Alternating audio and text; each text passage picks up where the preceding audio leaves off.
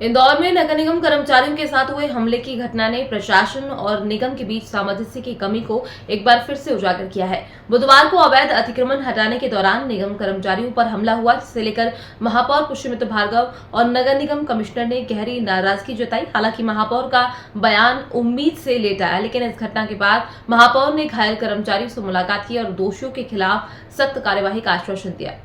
इंदौर नगर निगम द्वारा अवैध अतिक्रमण हटाने की कार्यवाही लगातार जारी है, लेकिन बुधवार को एक और विवाद ने सिर उठाया। सुबह जब निगम कर्मचारियों ने अवैध बाड़ों को हटाकर 70 से ज्यादा गायों को गौशाला भेजने की कार्यवाही की, तो रास्ते में बजरंग दल और निगम कर्मचारियों के बीच विवाद हो गया।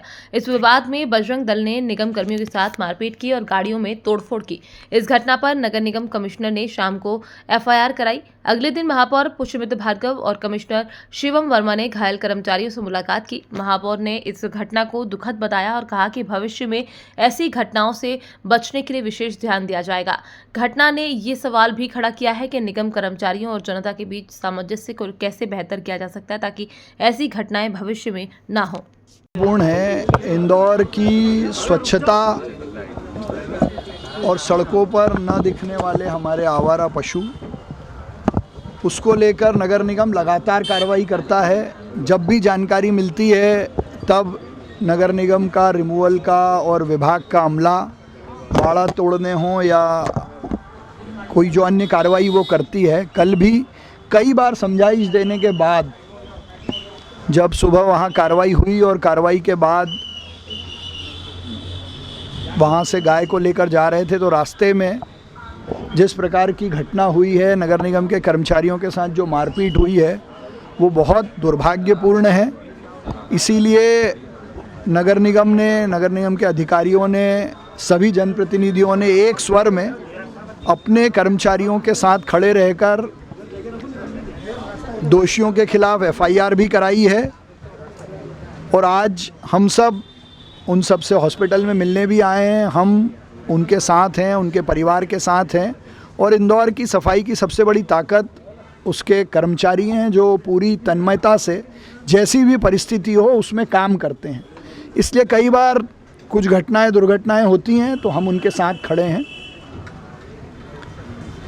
लेकिन इस सब में सबसे ज़्यादा आपत्तिजनक ये है कि जिस परिस्थिति में गाय से बढ़ी हुई गाड़ी को वापस घटनास्थल पर ले जाया गया, उसकी मैं निंदा करता हूँ।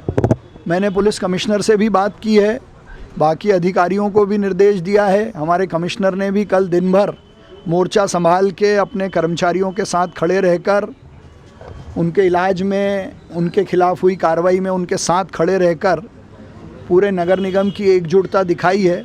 लेकिन जिस प्रकार से वो गाय वापस उस घटनास्थल पे पहुंची है, उनको अपने नियत स्थान पर ले जाने के लिए और जिस भी घटनाक्रम में वो पहुंची है उसकी जांच करने के भी निर्देश दिए हैं। पर कुल मिला के इंदौर की सफाई की, इंदौर की व्यवस्था की जो ताकत है कर्मचारी, हम सब उनके साथ हैं। देखिए, ऐसी घटना ना हो उसके लिए पुलिस, नगर निगम, जिला प्रशासन या जो भी ऐसी एजेंसीज़ होती हैं जो इस सब काम में कार्रवाई करने के लिए आवश्यक हैं, उनके बीच के आपस के समन्वय की बहुत ज़रूरत रहती है। तो मुझे लगता है कि भविष्य में जो कल हुआ उससे हम कोई सीख लेंगे। इसीलिए इसको भी कल जब आप सब लोगों से बात हुई थी तब इसको भी कहा था कि ये भी बड़ा दुर्भाग्यपूर्ण है कि FIR होने में भी थोड़ा समय लगा और किन परिस्थितियों में वो गाड़ियाँ गाय वाली वापस वहाँ पहुँची, इसकी अलग से जांच होनी चाहिए। देखिए, कल जो घटना हुई है उसके बाद कल रात को FIR दर्ज हो गई थी और पुलिस इसमें आगामी अब जो दोषी हैं उनके खिलाफ कार्रवाई कर रही है।